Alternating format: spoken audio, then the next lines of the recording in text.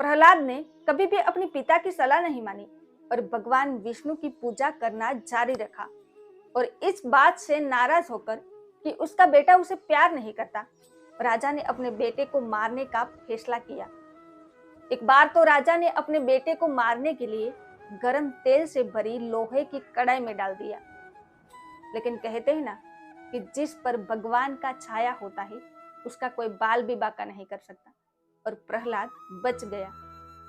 राजा हिरण्यकश्यप को पसंद नहीं था कि उसका बेटा भगवान विष्णु की पूजा करे, और अब उसने अपने बेटे को मारने के लिए अपनी बहन की मदद ली। नमस्कार दोस्तों, फिर से एक नए वीडियो में आप सभी का स्वागत है। दोस्तों, होलिका दहन बुराई पर अच्छाई की जीत का पर्व है। क्या आप जानते हैं कि प्रहलाद को जलाने वाली होलिका कैसे आग में जल गई? अगर आप जिंदगी में बहुत परेशान हो और बहुत सारी मुसीबतों से गुजर रहे हो तो एक छोटे बच्चे की तरह भगवान पर विश्वास रखिए।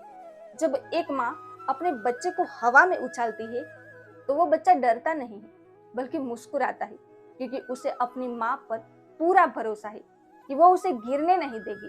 ठीक उसी तरह आप अपने ईश्वर पर भरोसा रखिए, वो आपकी नाव को कभी नहीं डूबने देगा। तो आज आपके साथ कुछ ऐसी ही कहानी शेयर कर रही हूँ। आपको मालूम होगा, भारत में अन्य त्योहारों की तरह होली भी बुराई पर अच्छाई की जीत का प्रतीक है। होली का त्योहार पूरे देश में धूमधाम से मनाया जाता है। पहले दिन होलिका और दूसरे दिन रंगोत्सव मनाया जाता है। होलिका दहन की कहानी भगवान विष्णु के भक्त प्रहलाद और उसके राक्षस पिता हिरण्यकश्यप और उसकी बहन होलिका से जुड़ी हुई है। माना जाता है कि होलिका की आग बुराई को जलाने का प्रतीक है। इसे हम छोटी होली भी कहते हैं। और अगले दिन बुराई पर अच्छाई की जीत के उपलक्ष्य में होली मनाई जाती है। हिरण्यकश्यप एक प्राचीन भारतीय राजा था जो एक राक्षस की तरह दिखता था। वो राक्षस होने के बाद भी खुद को भगवान से बड़ा मानता था। वो चाहता था कि लोग केवल उसकी पूजा करें। एक और भी कारण था कि भगवान विष्णु ने हिरण्यकश्यप के छोटे भाई को दंडित किया था, जिसे वो बदला लेना चाहता था। उन्होंने भगवान विष्णु से बदला लेने के लिए वर्षों तक प्रार्थना की। आखिरकार उन्हें आशीर्वाद मिल ही गया, लेकिन इस वजह से हिरण्यकश्यप खुद को भगवान मानने लगा और लोगों से भगवान की तरफ पूजा करने के लिए कहने लगा। इस दुष्ट राजा का एक पुत्र भी था जिसे हम प्रहलाद के नाम से जानते हैं, जो भगवान विष्णु का बहुत बड़ा भक्त था। सुबह हो या शाम हो, वो हमेशा भगवान विष्णु का नाम जपता रहता था।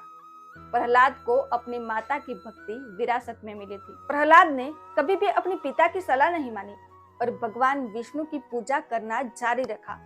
और इस बात से नाराज होकर कि उसका बेटा उसे प्यार नहीं करता, राजा ने अपने बेटे को मारने का फैसला किया। एक बार तो राजा ने अपने बेटे को मारने के लिए गर्म तेल से भरी लोहे की कढ़ाई में डाल दिया। लेकिन कहते हैं ना कि जिस पर भगवान का छाया होता है उसका कोई बाल भी बांका नहीं कर सकता, और प्रहलाद बच गया। राजा हिरण्यकश्यप को पसंद नहीं था कि उसका बेटा भगवान विष्णु की पूजा करे, और अब उसने अपने बेटे को मारने के लिए अपनी बहन की मदद ली।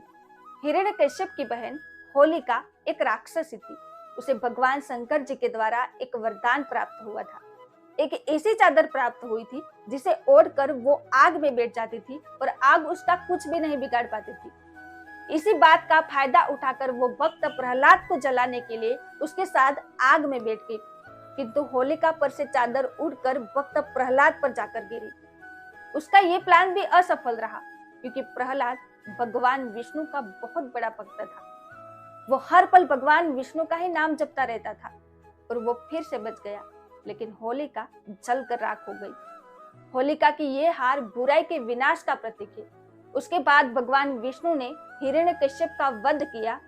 इसीलिए होली का त्योहार होलिका की मृत्यु की कहानी से जुड़ा है। इसी कारण से भारत के कुछ राज्यों में होली के एक दिन पूर्व बुराई के अंत के प्रतीक के रूप में चौकों में होली का पुतला रखकर जलाया जाता है, जो बुराई पर अच्छाई की जीत का संदेश देता है। दोस्तों, कहानी कैसी लगी कमेंट के माध्यम से जरूर बताइए, और आपने अभी तक हमारे चैनल को सब्सक्राइब नहीं किया है तो प्लीज सब्सक्राइब करें। फिर मिलेंगे एक अगली नई वीडियो के साथ। तब तक के लिए जय हिंद, वंदे मातरम। धन्यवाद।